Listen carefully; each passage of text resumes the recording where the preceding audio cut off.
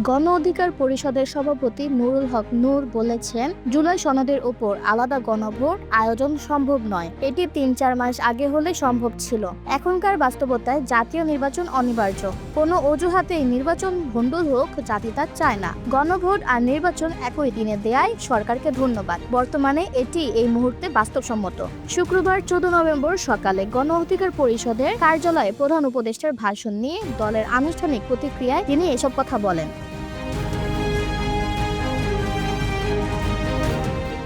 নুরুল হক নূর বলেন, জুলাই সনদ বাস্তবায়ন ইস্যুতে অনেক ভিন্নমত ছিল। প্রধান উপদেষ্টার ভাষণে সব সংশয় অনেকটাই কেটে গেছে। তিনি সবার মতামতকে গুরুত্ব দিয়েছেন। ফেব্রুয়ারিতে জাতীয় নির্বাচন নিয়ে আর কোনো ধোঁয়াশা রইল না। এটি এখন বানচাল হতে পারে। রাজনৈতিক দলগুলোর বিভাজনের কারণে মন্তব্য করে তিনি বলেন, ভোট পেতে আওয়ামী তোষামোদে ব্যস্ত রাজনৈতিক দলগুলো। আপনাদের ঈমান আরো শক্তিশালী হওয়া দরকার। এ বিষয়ে আপনাদের পরিষ্কার হতে হবে।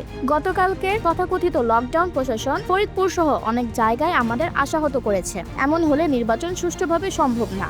বড় রাজনৈতিক দলগুলোর দায়িত্ব বেশি। প্রত্যেক দলের প্রার্থীরা যেন নির্বিঘ্নে প্রচার প্রচারণা করতে পারে তা নিশ্চিত হতে হবে। উল্লেখ করে নুরুল হক বলেন, সরকার নির্বাচনী ট্র্যাকে আছে। রাজনৈতিক দলগুলোকে সরকারকে সহায়তা করতে হবে। তা না হলে সুষ্ঠুভাবে নির্বাচন সম্ভব নয়। আগামীর নতুন বাংলাদেশের পক্ষে এবং জুলাই সনদের পক্ষে ভোট চাইতে হবে। গণ অভ্যুত্থানের বৈধতার স্বার্থে এটি দরকার। বিএনপি জামায়াতের উদ্দেশ্যে গণ অধিকার পরিষদের এই শীর্ষ নেতা বলেন, ২০১৮ সালের কোটা আন্দোলন না হলে ২৪ আসতো না। এই পরিবর্তন হতো না।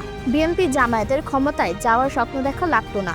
আপনারা কৃতজ্ঞতা প্রকাশ করুন। আমাদের অবমূল্যায়ন করলে জাতি এটা মেনে নিবে না। আমাদের আগের মতো দলকানা হলে হবে না। এর আগে বৃহস্পতিবার ১৩ নভেম্বর দুপুরে জাতির উদ্দেশ্যে দেওয়া ভাষণে জাতীয় নির্বাচন এবং গণভোট একই দিনে অনুষ্ঠিত হবে বলে জানিয়েছেন অন্তর্বর্তী সরকারের প্রধান উপদেষ্টা ডক্টর মোহাম্মদ ইউনূস। প্রধান উপদেষ্টা বলেন, আগামী ফেব্রুয়ারির প্রথমার্ধে জাতীয় নির্বাচন অনুষ্ঠিত হতে যাচ্ছে। নির্বাচন সুষ্ঠু করতে সব দায়িত্ব পালন করছি। ওই একই দিনে গণভোট অনুষ্ঠিত হবে। তিনি বলেন, গত ৯ মাস ধরে রাষ্ট্র গঠনের জন্য জাতীয় ঐকমত্য কমিশন রাজনৈতিক দলগুলোর সঙ্গে আলোচনা করেছে।